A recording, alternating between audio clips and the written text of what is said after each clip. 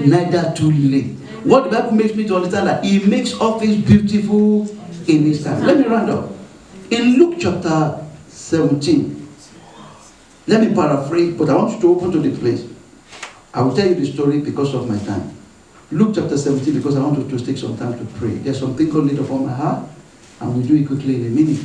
In Luke chapter 17, the Bible talk of 10 lepers. You heard about the story before. Yes. Now that's why I always tell people, God deals with everybody differently. And that's why you cannot join others to do evil. He said, don't join the multitude to do evil. Don't join the multitude. Or if you are given an assignment, you don't say that I'm waiting for X to do it. It could be in that assignment your breakthrough it lies. Are you listening to me? I could recall in those days, when I first came to this country and I was looking for a job. And my father and the Lord, came to the church and he said that, oh, we're going to this all our rising houses and we're going to distribute trust and what have you. One first thought came to me. I said, hey, is it because we are looking for a job? So we have to be going and distribute trust. Is that a prerequisite for? We can serve God freely. You don't need to attach it to that. But a spirit told me, just corrected, I'm sitting. And just said, come on, that's your father and the Lord. He said, obey his voice. He's my angel that I put in this place. And you see what God will do. And so I said, I'm sorry. All these things within myself. That tells you that, devil tempts everybody, just anyone. Do you know? I said, sir, I'm ready. So she gave me back like this. We have like that in the course of the day. So days of the week, I'll be moving to all the RSCs in London, distributing track, doing so many things. And I was doing it with fulfillment, with joy. Do you know afterwards, doors started opening? Yeah. Jobs that, gates that have been closed before. God started opening door. And I said, sir, if you have more, please anytime And today, God He allows you to pass through some pain for experience purposes. I never knew I'm going to be a pastor. I never knew I'm going to stick, teaching the same thing. And I say the same thing to people these days.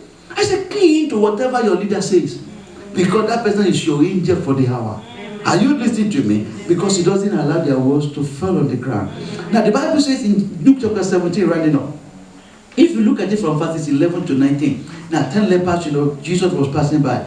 And so, the Bible said they came around and they worshipped. So when they worshipped him, he said, what can I do for you? Oh, they said, oh, so that we might be cleansed. Okay, he said, go and show yourself to your priest.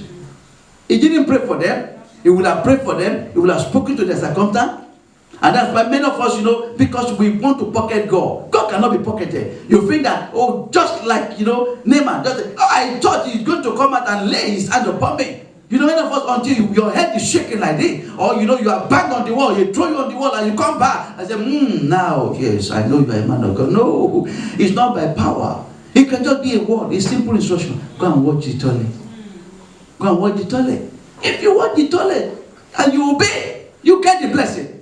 Because the word has been spoken. And so he said, go and show yourself even unto the priest. As they were going, the Bible says in verse 14, and it came to pass that as they went, they were cleansed. 10 of them all obeyed. Are you listening to me? And so they were cleansed. But along the way, the Bible says something just stuck to someone that, come to think of it, we have not said thank you. And the Bible makes us to understand that, he turned back and went back. And the Bible said that in a loud voice, glorify God in a way. And say, fell down on his face, verse 16, and his feet, giving him thanks. And he was a Samaritan. Now the Lord spoke to me that some of us have not got our breakthrough because of too much familiarity. Oh, you are too close to your pastor? Don't take him or her for granted. Are you listening to me? I will say, is he not the same brother? I don't know. Our prayer, our pastor, I don't know. We need to pray for our pastor. Does he see very well to have made this one a minister? Oh, it is well, oh. It is well, oh. There's so many things that go on in the church these days. But I tell people, kill yourself. I've never been a party to busybody in the church. I don't play church. I've never played church. I come, I worship. I do whatever assignment they are giving to me. I serve under anybody. I can tolerate anybody. I know that people are very difficult to tolerate. But you see, I've learned to serve under everybody. Why? Because it's not them that I'm serving. It is God in them that I'm serving. Are you listening to me? Oh, am I perfect? Of course I'm not perfect. I'm not perfect. Nobody's perfect. But this guy, turned back, came back to say, thank you, Jesus, for the opportunity given to me. And look at what Jesus said. Jesus said in verse 17, and Jesus answering said, were there not 10 claims? Don't tell you that God takes account of whatever he does for you. Oh, you are looking for a job, you have got the job now, we don't see you in church anymore.